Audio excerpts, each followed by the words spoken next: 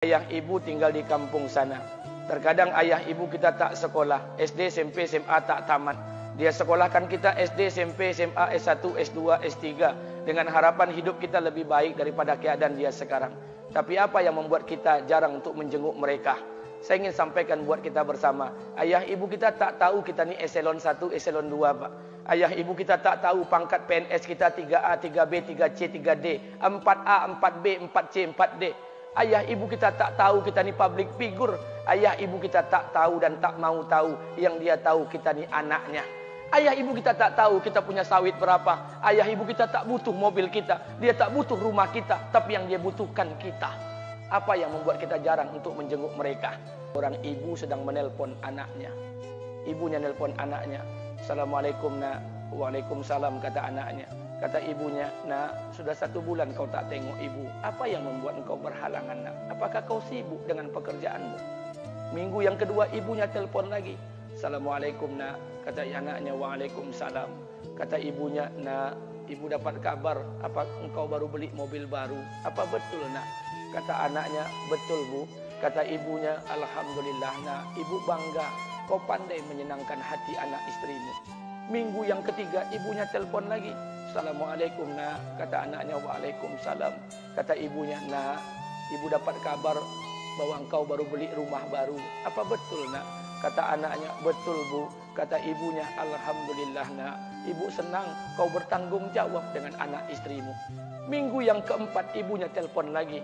Assalamualaikum, nak. Waalaikumsalam.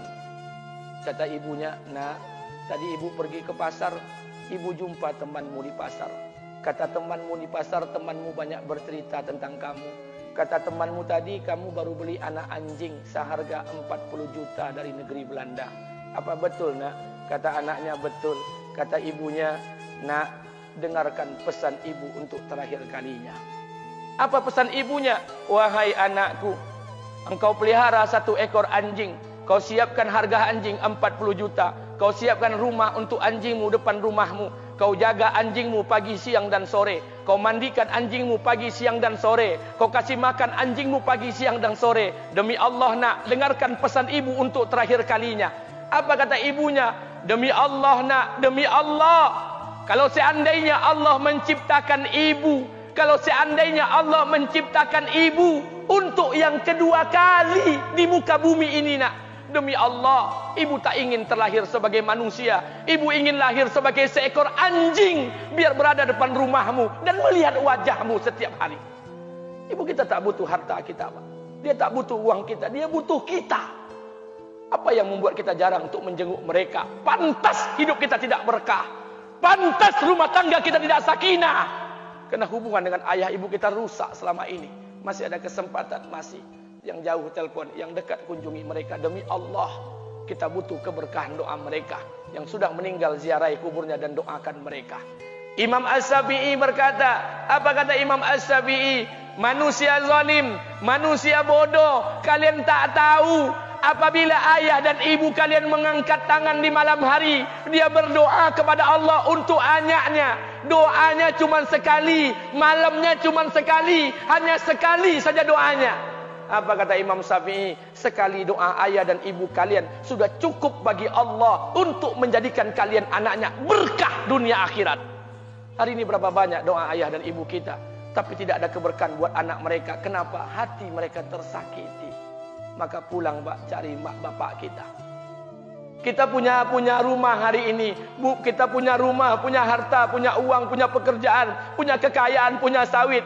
Kita jadi orang hari ini jadi pegawai bukan kena sarjana kita, Pak. Kita jadi orang hari ini bukan kena otak kita. Kita jadi orang hari ini bukan kena kepintaran kita. Kita jadi orang hari ini jangan-jangan kena keberkahan doa ayah dan ibu kita yang tak pandai tulis baca di kampung sana. Cari mak bapak kita, Pak. Demi Allah, kita butuh keberkahan doa mereka.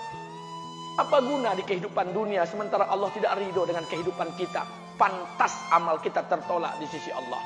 Maka pulang ke rumah cari mak dan bapak kita yang masih hidup, duduk bersama mereka.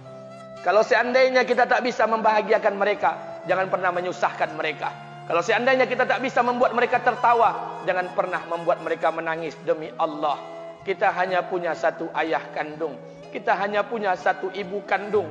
tidak akan ada ayah kandung yang kedua, tidak akan ada ibu kandung yang kedua. Harta kita cuma satu, ayah kita cuma satu, ibu kita cuma satu. Tidak akan ada ayah kandung yang kedua, tidak akan ada ibu kandung yang kedua.